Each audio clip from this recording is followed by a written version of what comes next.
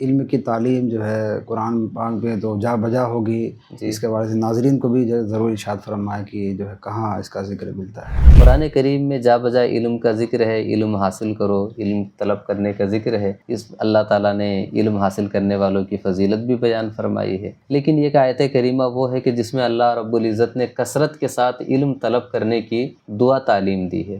جی حضرت رسول کائنات صلی اللہ تعالیٰ علیہ وسلم کے پاس جب وحی آتی تھی تو آپ اس خوف سے کہ کہیں وحی کے الفاظ میرے ذہن سے محو نہ ہو جائے تو وحی کے الفاظ کی سماعت کے ساتھ ساتھ ہی اس کا اعادہ بھی فرمایا کرتے تھے۔ جی تو اللہ تعالیٰ نے فرمایا وَلَا تَعْجَلْ بِالْقُرْآنِ مِنْ قَبْلِ أَنْ يُقْضَىٰ إِلَيْكَ وَحْيُهُ وَقُلْ رَبِّ زِدْنِي عِلْمًا، جب وحی کا نزول ہو رہا ہو وَلَا تَعْجَلْ بِالْقُرْآنِ، قرآن لینے میں جلدی نہ کرو، مِنْ قَبْلِ أَنْ يُقْضَىٰ إِلَيْكَ وَحْيُهُ، قبل اس کے کہ وحی مکمل ہو جائے۔ وحی کے مکمل ہونے سے پہلے قرآن کا اعادہ مت کرو بلکہ اس کو سن لو۔ اور اس کے آگے فرمایا وَقُلْ رَبِّ زِدْنِي عِلْمًا، اور اپنے رب کی بارگاہ میں دعا کرو کہ اے اللہ تو میرے علم میں اضافہ فرما دے۔ سبحان اللہ۔ یہ نہیں کہ اے اللہ تو مجھے علم عطا فرما دے، بلکہ فرمایا کہ علم میں اضافہ فرما دے۔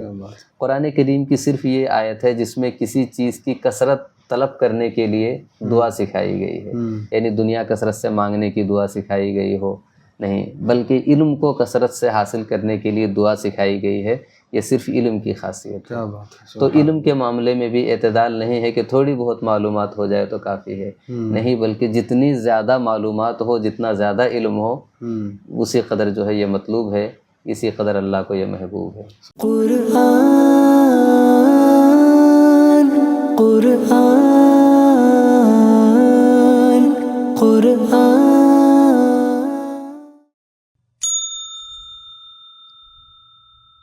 الحمدللہ وکفا وسلام علی حبیبہ المصطفیٰ وبعد۔ معزز ناظرین السلام علیکم ورحمۃ اللہ وبرکاتہ۔ انوار القرآن ٹرانسمیشن پر آپ سب کا بہت بہت خیر مقدم ہے۔ ہمارے نالج از لائٹ کے پلیٹ فارم سے آپ قرآن کی بڑی ہی امیزنگ اور پیاری پیاری معلومات آپ تک فراہم ہو رہی ہیں، پہنچ رہی ہیں، اور آپ اسے خوب لطف اندوز بھی ہو رہے ہیں۔ آج بھی ہم بڑا ہی پیارا اور بڑا ہی بہترین موضوع لے کر حاضر ہوئے ہیں۔ انشاءاللہ آپ کو یہ پورا سلسلہ دیکھنا بھی ہے اور لوگوں تک پہنچانا بھی ہے۔ آئیے میں آپ کو جامعہ اشرفیہ کے ماہر اور زبردست عالم دین حضرت علامہ مولانا حبیب اللہ اظہری سے ملاقات کرواتا ہوں۔ انشاءاللہ اس سے کچھ سوالات کرنے ہیں اور حضرت اس کے جوابات عنایت فرمائیں گے۔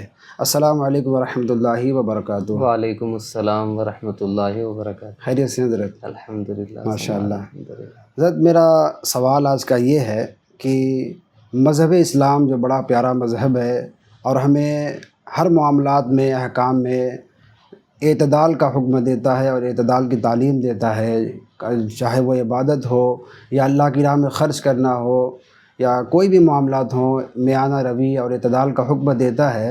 تو سوال یہ ہے کہ کیا اسلام میں ہر جگہ اعتدال یعنی میانہ روی کا ہی حکم دیتا ہے یا کہیں اسلام کسی کثرت سے کسی کام کرنے کا تقاضا کرتا ہے، مطلوب ہے؟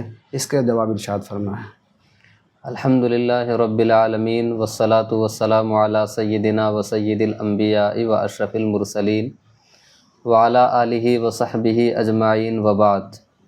بلا شبہ مذہب اسلام اعتدال کا مذہب ہے، اور ہمارے مذہب میں ہر جگہ میانہ روی کی تعلیم دی گئی ہے۔ مثال کے طور پہ روزے کے بارے میں فرمایا کہ ایک دن روزہ رکھو تو ایک دن افطار کرو۔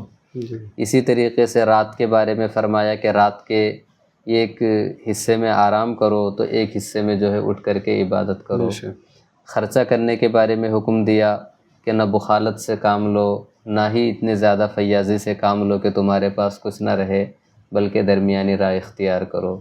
تو میانہ روی ہمارے مذہب اسلام کی بہت بڑی خوبی ہے، لیکن ان کے ساتھ ساتھ، اس میانہ روی کے ساتھ ساتھ کئی مقامات پہ ہم یہ دیکھتے ہیں کہ مذہب اسلام میں ان کاموں میں کثرت کا تقاضا کیا گیا ہے، یعنی یہ کہا گیا ہے کہ تم ان کاموں کو کثرت کے ساتھ کرو تبھی تمہیں کامیابی ملے گی اور دنیا و آخرت کی بھلائی ملے گی۔ تو جیسے کچھ مثال کے طور پر آپ ارشاد فرمائیں کہ کیا کون سی وہ چیزیں ہیں جہاں اسلام کثرت کا اور کثرت کے ساتھ کرنے کا حکم دیتا ہے؟ وہ چیزیں کہ جن کو اسلام نے کثرت کے ساتھ کرنے کا حکم دیا ہے یا جس میں کثرت، شدت، زیادتی طلب کی گئی ہے، وہ ہماری معلومات کی روشنی میں تلاش و تتبع کے اعتبار سے قرآن کریم کے اندر 6 چیزیں ایسی ملتی ہیں کہ جن کو قرآن کریم نے کثرت کے ساتھ کرنے کا حکم دیا ہے۔ ماشاء اللہ، سبحان اللہ، ان 6 چیزوں میں سب سے پہلے اللہ کی محبت ہے، کیا بات، دوسرے نمبر پہ اللہ کا ذکر ہے، جی، تیسرے نمبر پہ اللہ کی طرف رجوع ہے، چوتھے نمبر پہ تقویٰ ہے، اور 5ویں نمبر پہ علم ہے، اور 6ٹھے نمبر پہ گریہ وزاری ہے، اللہ کے حضور عاجزی اور فروتنی کے اظہار کے لیے آنسو بہانا ہے۔ جی، یہ 6 کام وہ ہیں کہ جن کو قرآن نے کثرت کے ساتھ کرنے کو کہا ہے۔ جی، جی ماشاء اللہ حضرت۔ تو حضرت سب سے پہلے آپ نے بتایا اللہ کی محبت، جی اس میں جو ہے اسلام کثرت سے ساتھ کرنے کا جو ہے کہ اللہ سے جیسے قرب حاصل کرنا ہے تو ہمیں اللہ کی محبت اور اس کی جو ہے قربت حاصل کرنے کے لیے اس کی محبت ہمیں دل میں پیدا کرنی پڑے گی۔ تو حضرت سب سے پہلے جو ہے قرآن کے حوالے سے اس کا جو ہے ارشاد فرما کہ کہاں قرآن پاک میں اس طرح کا ہے یا اسلام کی تعلیمات میں کہاں ہے کہ اللہ کی محبت کا تقاضا کیا گیا ہے؟ جی، اللہ رب العزت قرآن کریم میں سورہ بقرہ میں ارشاد فرماتا ہے وَمِنَ النَّاسِ مَن يَتَّخِذُ مِن دُونِ اللَّهِ أَندَادًا يُحِبُّونَهُم كَحُبِّ اللَّهِ وَالَّذِينَ آمَنُوا أَشَدُّ حُبًّا لِلَّهِ۔ کچھ لوگ وہ ہیں کہ جو اللہ کو چھوڑ کر غیر اللہ کو معبود بنائے بیٹھے ہیں، پھر فرمایا کہ وہ ان معبودان باطلہ سے بھی بے انتہا محبت کرتے ہیں۔ پھر اس کے آگے فرمایا وَالَّذِينَ آمَنُوا أَشَدُّ حُبًّا لِلَّهِ، لیکن جو ایمان والے ہوتے ہیں وہ اللہ سے اور زیادہ شدت کے ساتھ محبت کرتے ہیں۔ سبحان اللہ۔ یہاں پر صیغہ تو خبر کا ہے، لیکن اس کے ذریعے سے جو سبق ملتا ہے، جو تعلیم ملتی ہے وہ یہ ہے کہ انسان سب سے زیادہ اللہ سے محبت کرے اور اللہ سے ایسے ٹوٹ کے محبت کرے کہ کائنات میں کوئی کسی سے ویسے محبت ہی نہ کرتا ہو۔ جی، اب اس کو دیکھیے قرآن کریم کے اس صیغے کے اندر ایک ہے شدت، ایک ہے اعتدال اور ایک ہے ذوف۔ جی، ذوف بالکل ذوف کی حالت واضح ہے، جی، اس سے آگے بڑھتے ہیں تو اعتدال ہے، جی، اعتدال سے بھی آگے بڑھتے ہیں تو شدت ہے، اور قرآن شدت میں بھی اس میں تفضیل ذکر کر رہا ہے کہ والذین آمنوا اشد حبا للہ، کیا بات ہے، جو ایمان والے ہیں وہ اللہ سے شدت کے ساتھ نہیں بلکہ اشدیت کے ساتھ محبت کرتے ہیں۔ سبحان اللہ، تو اللہ کی محبت ایک ایسی چیز ہے کہ جس کے اندر مداہنت نہیں ہے، جس کے اندر قلت نہیں ہے، اعتدال بھی نہیں ہے، بلکہ اللہ سے بے انتہا محبت کی جائے، یہ قرآن کریم کی تعلیم ہے۔ سبحان اللہ، ماشاء اللہ۔ مومن کی علامت بتائی گئی ہے کہ مومن جو ہوتا ہے وہ اللہ سے کثرت کے ساتھ اور شدت کے ساتھ محبت کرنے والا ہوتا ہے۔ سبحان اللہ۔ دوسری چیز آپ نے ارشاد فرمائی اللہ کا ذکر ہے، جی، اس کے حوالے سے ارشاد فرمایا قرآن پاک میں اس کی تعلیم کہاں دی گئی ہے؟ قرآن کریم نے اللہ کے ذکر کی جا بجا تعلیم دی، اور اکثر مقامات پہ جہاں ذکر اللہ کا تذکرہ ہے جی، وہاں پر یہی فرمایا کہ وَاذْكُرُوا اللَّهَ كَثِيرًا لَعَلَّكُمْ تُفْلِحُونَ۔ مثال کے طور پہ سورہ جمعہ میں ارشاد فرمایا فَإِذَا قُضِيَتِ الصَّلَاةُ فَانتَشِرُوا فِي الْأَرْضِ وَابْتَغُوا مِن فَضْلِ اللَّهِ وَاذْكُرُوا اللَّهَ كَثِيرًا لَعَلَّكُمْ تُفْلِحُونَ۔ سبحان تم اللہ کا ذکر کثرت کے ساتھ کرو تاکہ تم کامیاب ہو جاؤ۔ اسی طریقے سے اللہ رب العزت نے سورہ بقرہ میں ارشاد فرمایا کہ جب حاجی عرفات سے مزدلفہ کے میدان میں جائے تو فرمایا کہ وَاذْكُرُوا اللَّهَ كَذِكْرِكُمْ آبَاءَكُمْ أَوْ أَشَدَّ ذِكْرًا، کہ تم اللہ کا ذکر ویسے کرو جیسے کہ تم اپنے باپ دادا کا ذکر کرتے ہو۔ سبحان اللہ، اس کے آگے فرمایا او اشد ذکرہ، بلکہ اپنے باپ دادا کے ذکر سے زیادہ اللہ کا ذکر کرو۔ کیا بات ہے، سبحان اور اس کے علاوہ قرآن کریم میں ایک مقام پہ فرمایا سورہ نساء کے اندر کہ فَاذْكُرُوا اللَّهَ قِيَامًا وَقُعُودًا وَعَلَىٰ جُنُوبِكُمْ، کہ تم اللہ کا ذکر کرو کھڑے ہو کر کے، بیٹھ کر کے، اور اس کے بعد لیٹ کر کے۔ عام طور پہ انسان کی یہی 3 حالتیں ہوتی ہے، بے شک۔ یا تو کھڑا ہوتا ہے، یا بیٹھا ہوتا ہے، یا لیٹا ہوتا ہے۔ جی، تو فرمایا کہ ہر حال میں تمہیں اللہ کا ذکر کرنا ہے، چاہے تم کھڑے رہو تب بھی اللہ کو یاد کرو، اور تم بیٹھے رہو تب بھی اللہ کو یاد کرو، اور اگر تم لیٹے ہو تب بھی تم اللہ کو یاد کرو۔ جی، یہاں تک فرمایا وَاذْكُر رَبَّكَ إِذَا نَسِيتَ، جب سب کچھ بھول جاؤ تب بھی تم اپنے رب کو یاد کیا کرو۔ بات ہے، سبحان اللہ۔ تو اللہ کے ذکر کو کثرت ہی کے ساتھ کرنا ہے۔ قرآن نے یہاں پہ اعتدال کی تعلیم نہیں دی جی، کہ تھوڑا اللہ کو یاد کرو تو تھوڑا غفلت برتو، نہیں، جی، بلکہ فرمایا کہ ہمیشہ تمہیں اللہ کو یاد رکھنا ہے، اور ہر چیز سے زیادہ اللہ کو یاد کرنا ہے اور اس کا ذکر کیا کرنا ہے۔ بات ہے، ماشاء اللہ، سبحان اللہ۔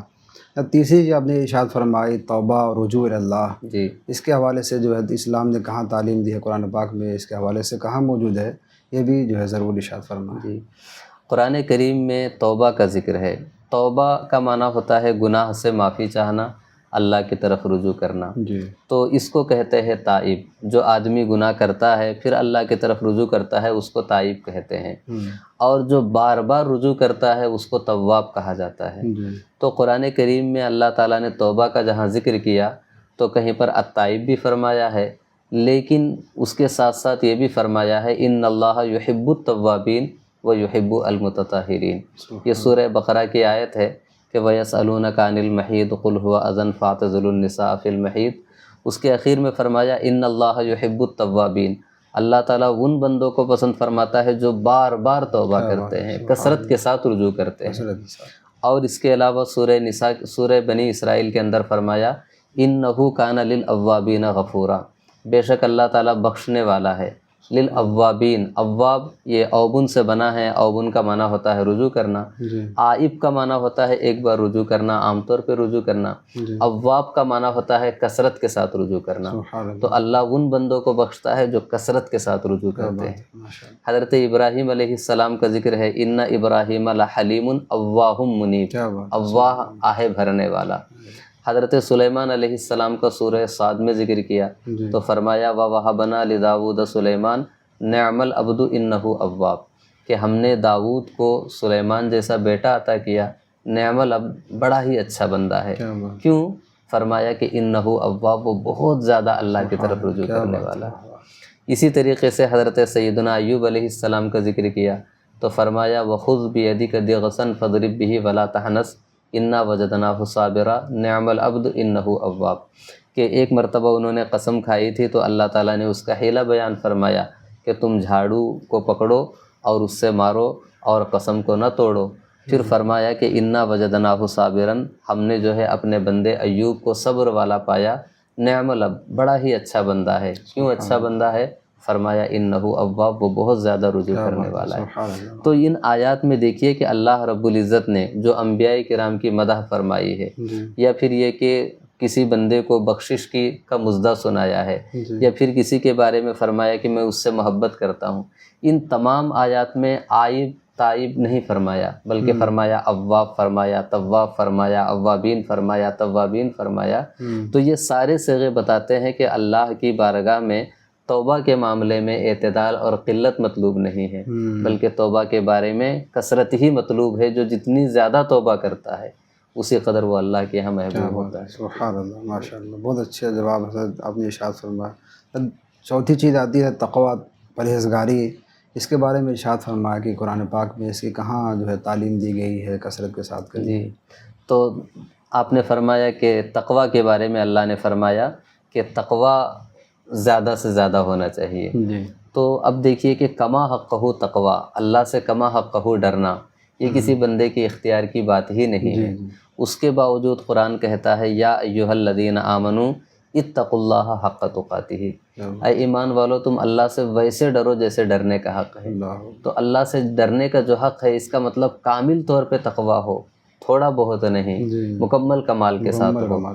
پھر اسی طریقے سے اللہ تعالیٰ نے اپنی بارگاہ میں جو معزز بندوں کا ذکر کیا کہ میری بارگاہ میں سب سے زیادہ معزز کون ہے، تو سورہ حجرات میں فرمایا ان اکرمکم عند اللہ اتقاکم، یہ نہیں فرمایا کہ تقیکم، کہ اللہ کی بارگاہ میں سب سے زیادہ معزز وہ ہے جو متقی ہے، نہیں، فرمایا اتقا، جو سب سے زیادہ تقویٰ والا ہے۔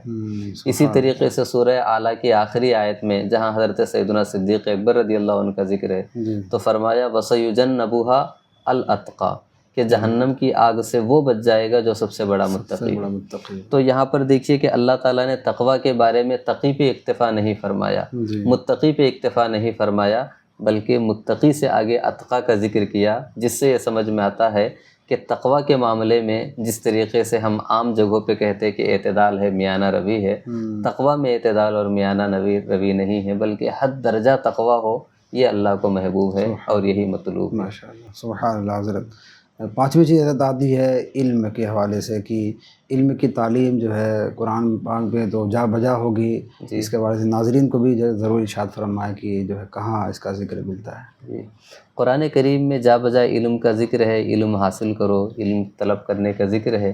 اس اللہ تعالیٰ نے علم حاصل کرنے والوں کی فضیلت بھی بیان فرمائی ہے۔ لیکن یہ کہ آیت کریمہ وہ ہے کہ جس میں اللہ رب العزت نے کثرت کے ساتھ علم طلب کرنے کی دعا تعلیم دی ہے۔ جی حضرت رسول کائنات صلی اللہ تعالیٰ علیہ وسلم کے پاس جب وحی آتی تھی تو آپ اس خوف سے کہ کہیں وحی کے الفاظ میرے ذہن سے محو نہ ہو جائے، تو وحی کے الفاظ کی سماعت کے ساتھ ساتھ ہی اس کا اعادہ بھی فرمایا کرتے تھے۔ جی تو اللہ تعالیٰ نے فرمایا وَلَا تَعْجَلْ بِالْقُرْآنِ مِنْ قَبْلِ أَنْ يُقْضَىٰ إِلَيْكَ وَحْيُهُ وَقُلْ رَبِّ زِدْنِي عِلْمًا۔ یہ سورہ طٰہٰ کی آیت ہے۔ فرمایا کہ جب وحی نازل ہو رہی ہو، جب وحی کا نزول ہو رہا ہو، وَلَا تَعْجَلْ بِالْقُرْآنِ، قرآن لینے میں جلدی نہ کرو، مِنْ قَبْلِ أَنْ يُقْضَىٰ إِلَيْكَ وَحْيُهُ، قبل اس کے کہ وحی مکمل ہو جائے۔ وحی کے مکمل ہونے سے پہلے قرآن کا اعادہ مت کرو بلکہ اس کو سن لو۔ اور اس کے آگے فرمایا وَقُلْ رَبِّ زِدْنِي عِلْمًا، اور اپنے رب کی بارگاہ میں دعا کرو کہ اے اللہ تو میرے علم میں اضافہ فرما دے۔ سبحان اللہ۔ یہ نہیں کہ اے اللہ تو مجھے علم عطا فرما دے، بلکہ فرمایا کہ علم میں اضافہ فرما دے۔